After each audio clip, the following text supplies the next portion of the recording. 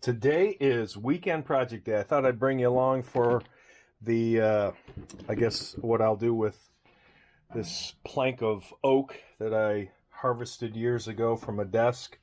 Harvested and then refinished, or at least went through, what's that tool called? Planer. That's the tool. I planed it, cut it along the natural breaks, and this is about 6 feet tall. Here's the edge of the desk. I'll cut that off. So we'll make a, kind of like a 8-inch cut or something, enough that I will be able to put that on my T-slot, probably a little wider than the base to account for where I need to put the nuts. I salvaged, it's a rough morning, salvaged these nuts, found these nuts, and not the correct bolt, nut, bolt, and washers, old washers. So I'm going to reuse these as, and I had to go to the hardware store to get one more in a pack of 2 with the correct threads. So that will be where I'm going to mount this to this wood, countersink and all that good stuff. And I thought, because I'd like to keep the ano nice, I went all OCD over the ano last time, I picked up some plastic washers, and I don't know if I'm going to leave them like that or trim them down so that they're even with the metal washer. So we'll see how that goes. So, and I thought I'd try something different. Instead of just leaving this, edge crisp or even sanding a little, I thought I'd take the router and pick a design, maybe quarter round, I don't know, and route it so it looks, it's got a little flavor to it, not like this, but something. So I'll take some videos along the way. Not a complete start to finish, but you'll get the idea. Later. The first couple things to decide is which, nuts out of the varieties I've collected over the years to lock them down. And I'm leaning towards this one. So, if it's that one, then the next question is, how wide does the board need to get cut? Because the T-slot is probably right around here, which I'll double check.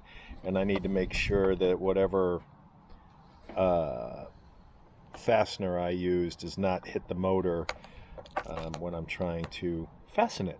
So that's that. All right, so I think it's this one, and we'll figure out how wide the board needs to be. We'll make that cut, and then we'll start with more holes. All right, we'll call this a mini checkpoint. So here is the plate cut.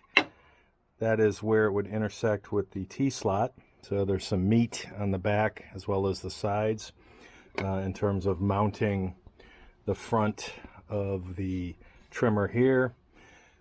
I decided that I would pick up some nylon washers, which were too big, and the size I needed was smaller due to my washer. So I didn't want that kind of look on the top of the case, so I put those in the lathe, trim them down, so those will go there. So it will look something like this.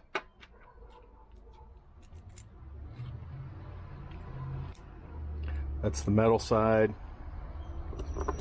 Come in here, flip over. We've got the nut.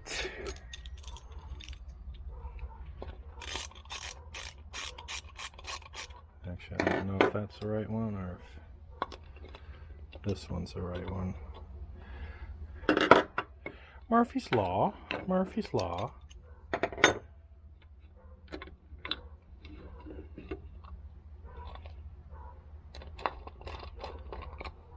So that's the idea.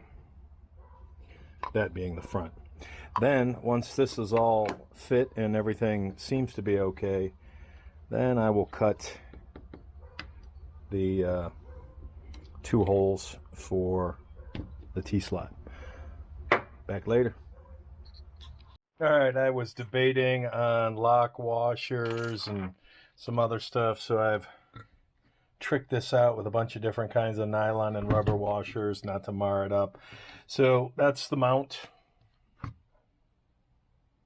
Now I will figure out where I'm going to put the holes for the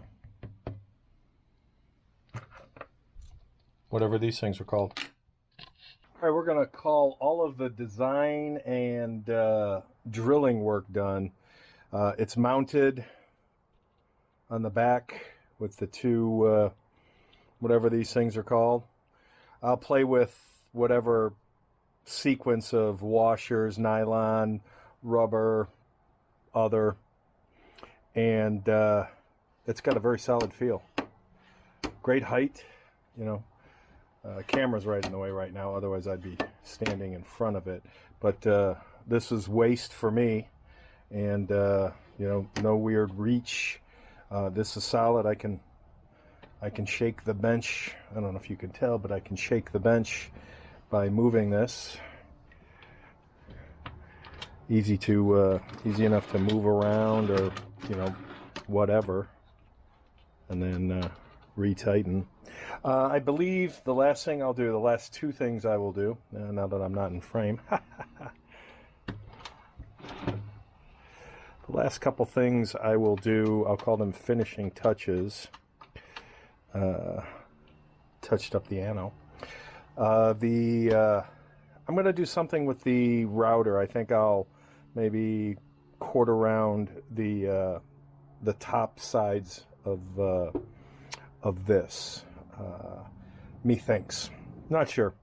I haven't done it with anything else. Usually I just take a sander and tap, you know, tap down the edge, knock down the edge a little bit, and I think I will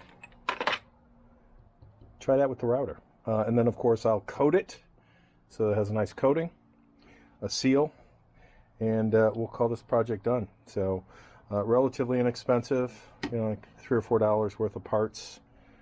Parts being, you know, some of the washer other. And I think I told you before, I was annoyed at the finish of the brass, and I did the top four. I left the bottom one that's out of sight as a comparison. Hard to tell in the light. I've got the garage open, but this just looks really janky. Little 10 seconds of the polishing wheel makes a big difference, but that's it. Next time you see it, it'll be in its final stage with the finishing touches and the seal. Later. Quickie update. Wood is done. More coats on the top than on the bottom. I want to say 3 coats on the top and 1 on the bottom. Love this stuff. I did a video of this probably a couple years ago when I tried it. I can't remember which project, but I was a big fan, still am, of the Minwax.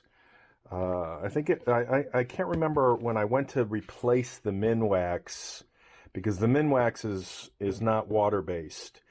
And it tends to thicken over time, you know, a couple years opening and closing the cap and using it. And it's not a big tin. It's less than, this is 32 ounce. I want to say it's half this. But it dries out over time and gets a little harder to work with. And I had that in both the semi and the gloss.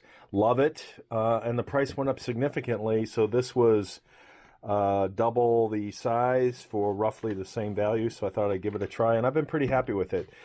You need multiple coats to get what I would call for me, a finish that I like. So the wood is done.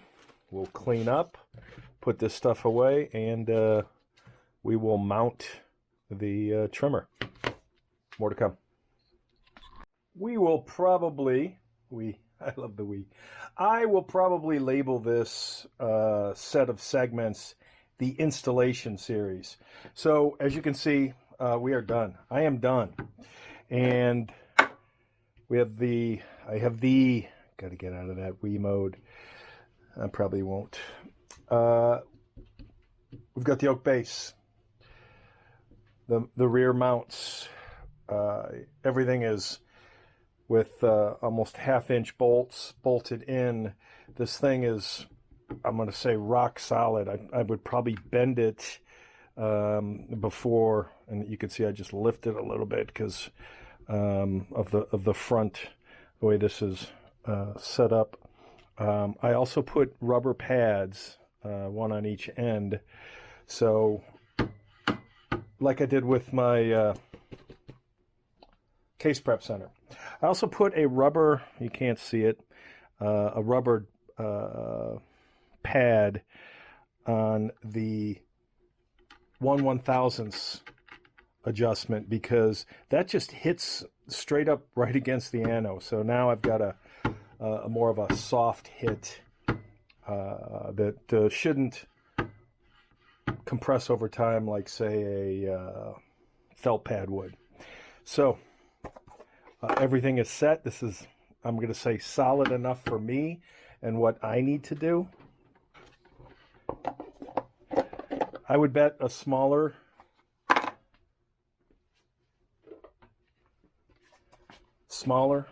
half as big would probably work just fine for 223, and it looks like I am potentially right, because if that's 223 and I don't have that set because I have this set forward, I do not have the pilot or the cutters adjusted yet.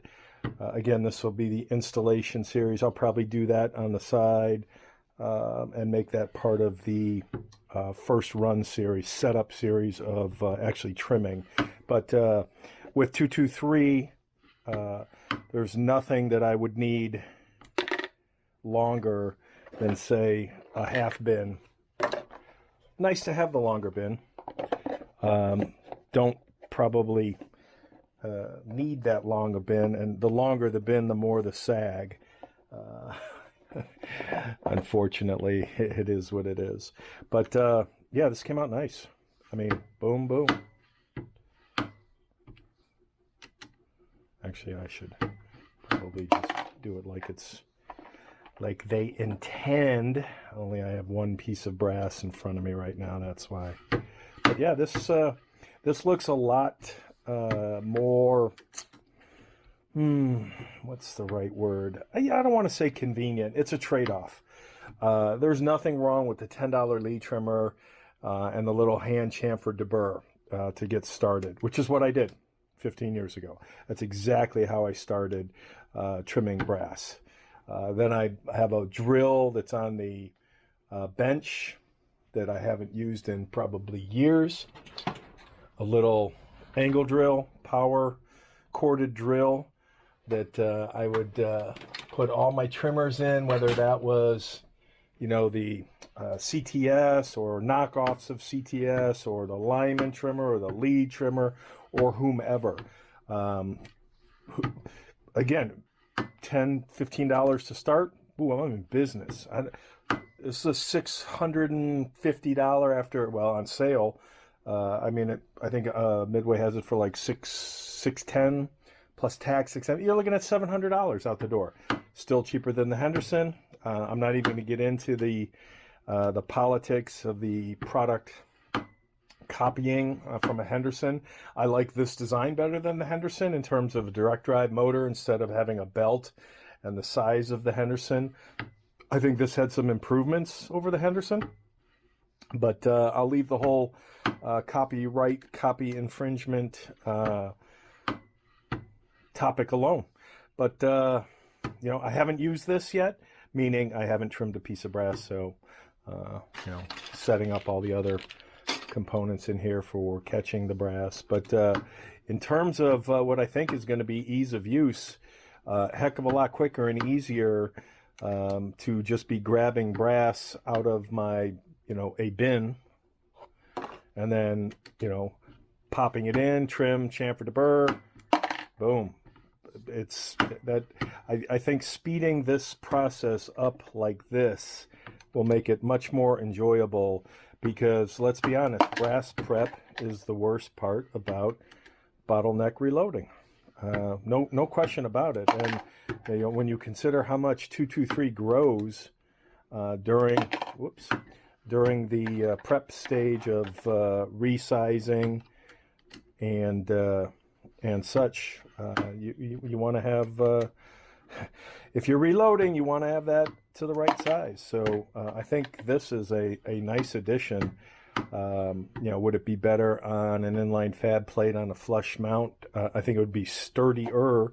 I don't know that I need to get any sturdier than this. So my $5 worth of hardware and recycling of oak to match everything else I've done, and then this will very easily mount on my wall mount, my T-Track wall mount system that I showed a few years ago. So I will stop babbling now and consider the setup done, or at least the installation.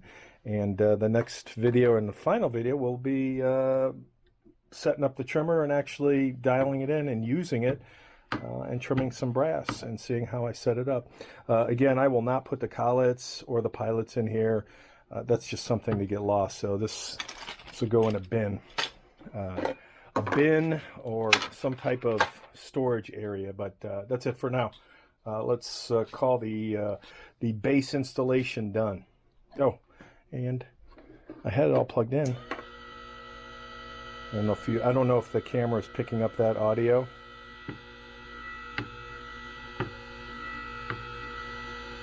Relatively quiet. I'll do it a couple times.